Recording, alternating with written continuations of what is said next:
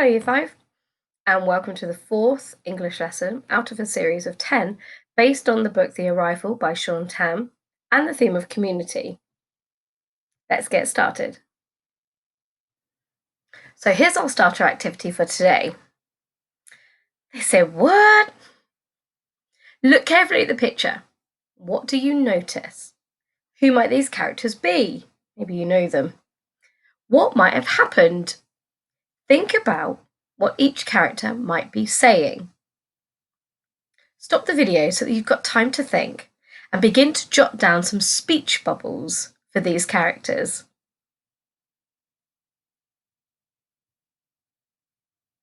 So what kind of things did you come up with? Excuse me, I'd like to ask, what makes your shop so special? Well, I think you'll find it's the choice of fish we have here. Yeah, my dad catches the best fish ever. I don't like fish. Who knows what they're saying? It's always nice to start with a smile and something to get those creative juices flowing. Let's get ready for today's lesson.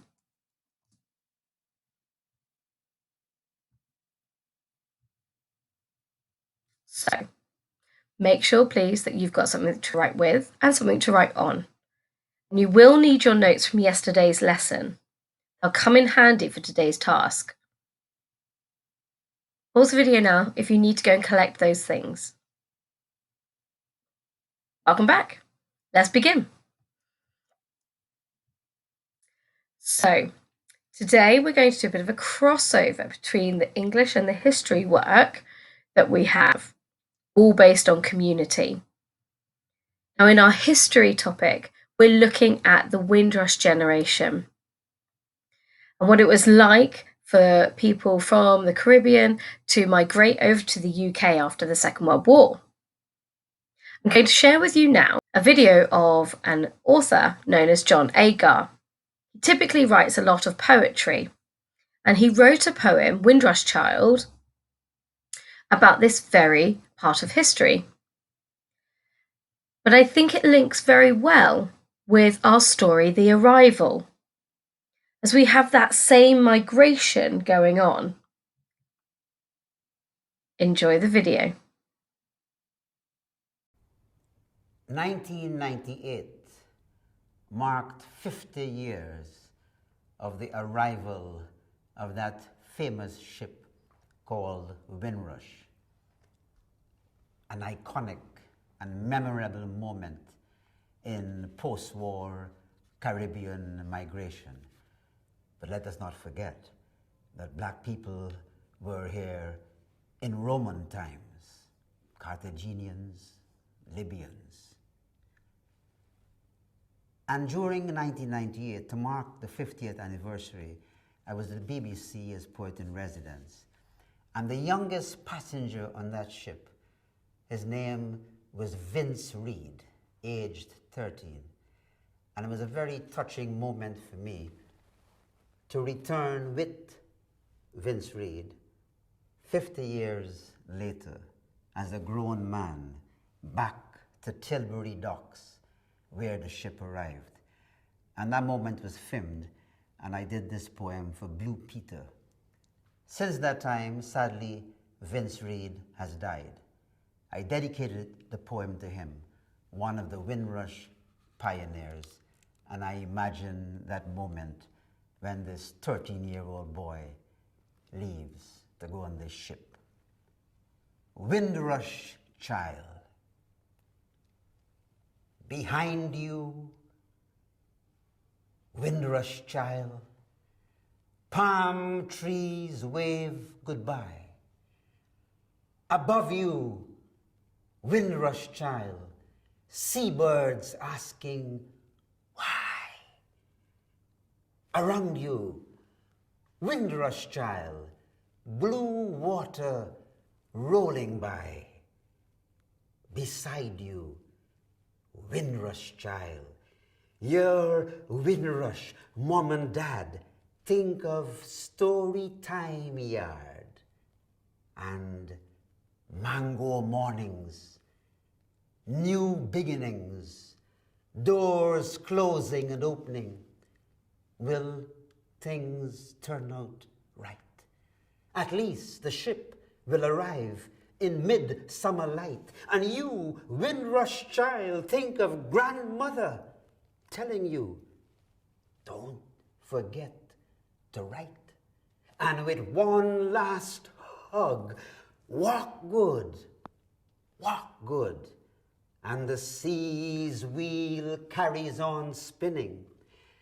And from that place, England, you tell her in a letter of your Windrush adventure, stepping in a big ship, not knowing how long the journey, or that you're stepping into history, bringing your Caribbean eye to another horizon.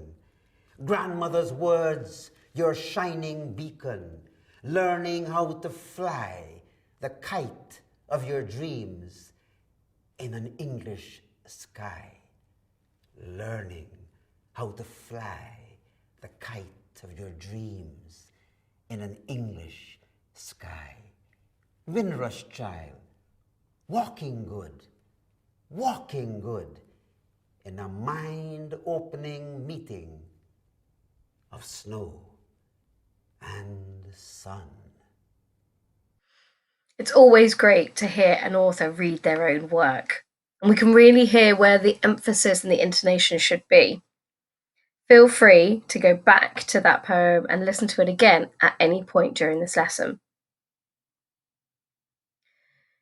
Now we're going to couple that decision making that we were doing yesterday about which words are really going to be effective with looking at the structure of this poem, so that by the end of this lesson, we will have written our own poem using some of the structural pieces that John Agard does in his writing, as well as those vocabulary choices that we were making yesterday.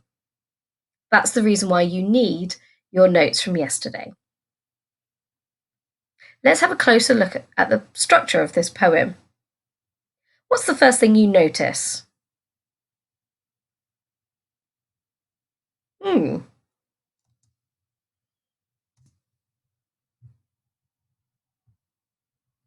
It may be that each verse of this poem, each stanza, is 3 lines long. I haven't circled all of them because I think you get the picture. What else do you notice about the structure of this poem and the way it's been put together?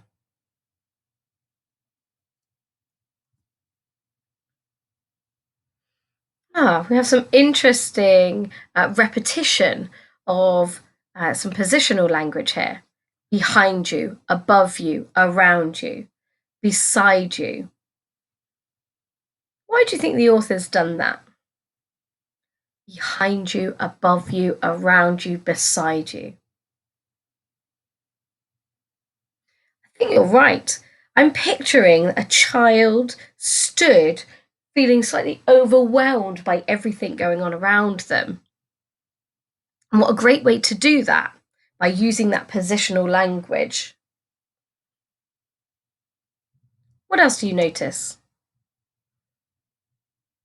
There's some more repetition here.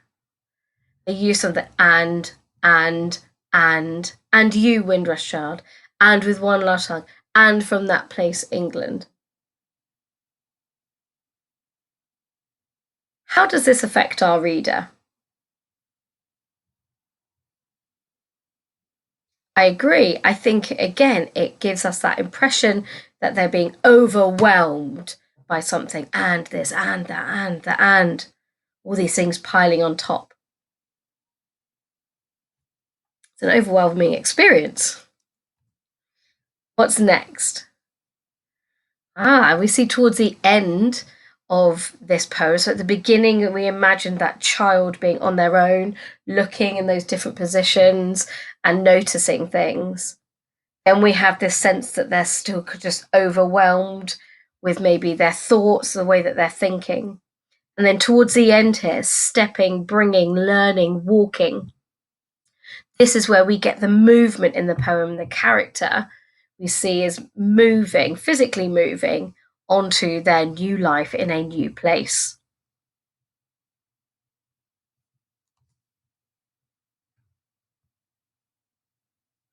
We also have these constant reminders. This is a child, and it's a child of a specific generation. Windrush child, Windrush child, Windrush child. It's used a lot at the beginning of this poem, and then it's used just the once at the end. Have a think about why the author might have done that.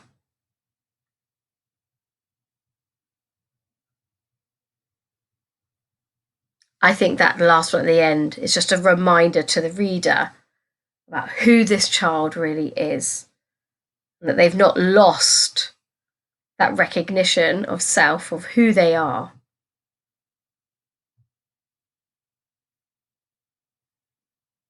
Now, with all poetry, we always, as a reader, seem to look for that rhyming. Now, of course, not all poems have rhymes, and in some, it only happens occasionally. Here we have some evidence of it. Goodbye, why, bye. We also have it over here, okay, light, right, okay. But it's not the thing that's driving this whole poem. It's there.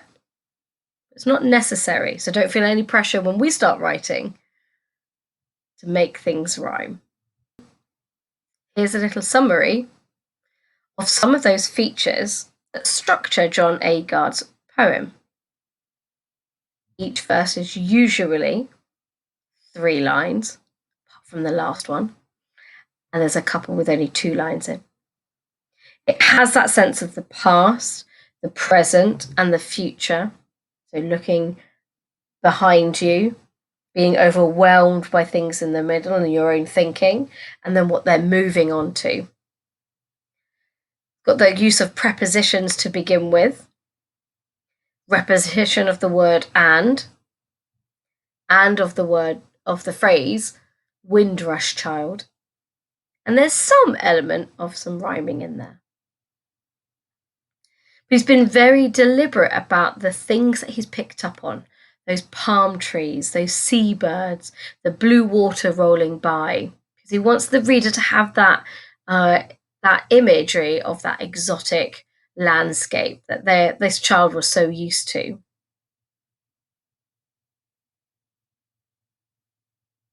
Let's see how we can use this and our notes from yesterday to build our own poem.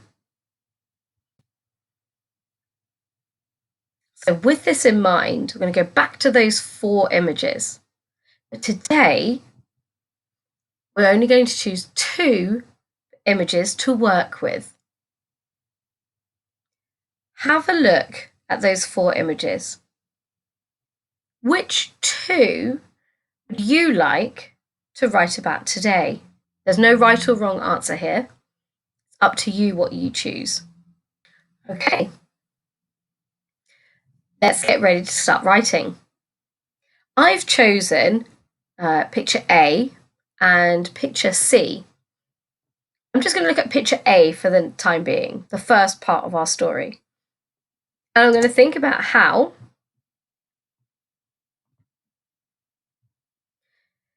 I'm going to think about the words that I created for these pictures from yesterday. And there they are. Those are my notes from yesterday. Now I'm going to think about the structure from John Agard's poem. Now I'm not going to write the whole poem. Okay. I'm just going to take this section. You're going to do the same. For each of these pictures, we're going to write 3 verses.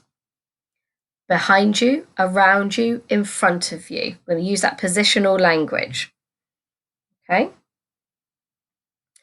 So I'm thinking behind you. What might be behind me? If I was a passenger on the ship, what might be behind me? That could be physically behind me. Oh, there's a person there. Oh, there's a guard there. Or it might be a bit more metaphorical. What am I leaving behind? So let's see. Behind you, loved ones watch you fade into the distance. Monsters seem further away. Now here, I've gone with that metaphorical, like what is it that I'm physically leaving behind? Now it wasn't something that we focused on yesterday. Maybe I could adapt that so that it did. Let's have a look. Behind you, loved ones rest while you fade into the distance.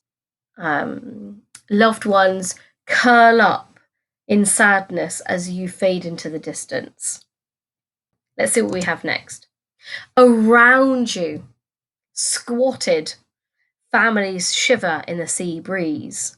And we have used that squat, less than verb from over there. Guards holler instructions and migrants mumble their agreement. So I've got my more than and my less than. I've got my more than and my less than vocabulary. That's what's going on around. In front of you. What might be happening in front of me? Shuffling begins towards open gates. The arrivals march into the unknown, like soldiers coming off of that boat. You can see that I've tried to use some different vocabulary to the vocabulary that I used yesterday. I'm going for a slightly different effect. Pause the video now so that you can have some time to think about how you might structure your first set of stanzas for your first picture. Remember that each one will start with behind you, around you, and then in front of you. Good luck.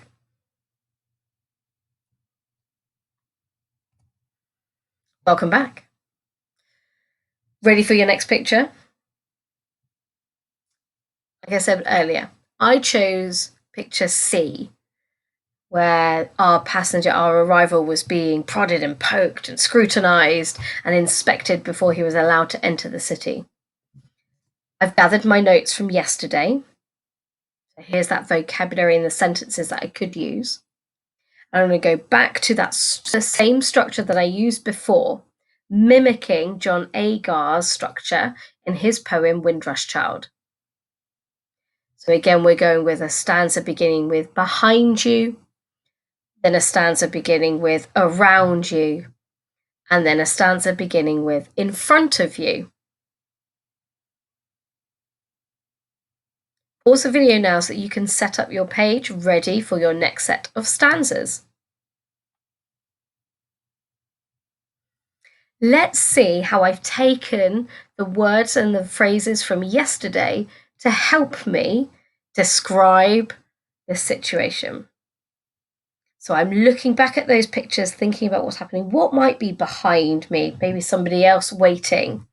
What might be around me? Lots of strange instruments and official-looking people and lots of cues.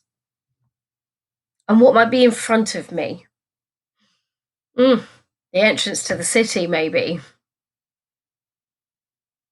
The end of my journey. Let's see how I've used them. So behind you, travellers waiting their turn, concentrating for clues. What should they do next? Added in a question there, and I've used that concentrating. You can see it on their faces. They're trying to work out what's going to happen. Around you, doctors assess your health. It begins.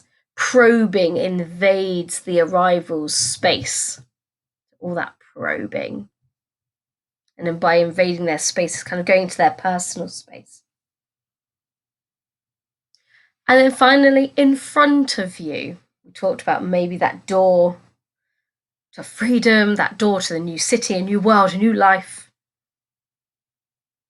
You overhear worried mumblings from the crowd after being scrutinized, their one last checkpoint before the arrival can officially arrive. I've just noticed as well, there needs to be a little edit there. I think I've obviously changed my mind. Let's get rid of that word there. I don't think it's needed. Let's read it again. In front of you, you overhear worried mumblings from the crowd. So I've gone with those worried mumblings from the page before. After being scrutinized, one last checkpoint before the arrival can officially arrive. Gosh, that one last moment. Maybe they'll get in, maybe they won't. Maybe they'll get them to turn around and go back. Fingers crossed that doesn't happen. There's a part of me now that's really excited about writing another set of verses using maybe the D picture where he has finally stood out in the street. But I'll leave that for my own time. Once again, pause the video now if you want to use any of the things on the screen to help you. Take your time over creating your stanzas. It's okay to go back and redraft things, just like I had to do here. Once you've completed them, bring it all together and read your poem to an adult or maybe to a friend. You might take a video of yourself and send it to them, obviously with permission from an adult. Or you may wish to write it and send it to them. Enjoy the process. Make those deliberate word choices. How do you want your reader to feel?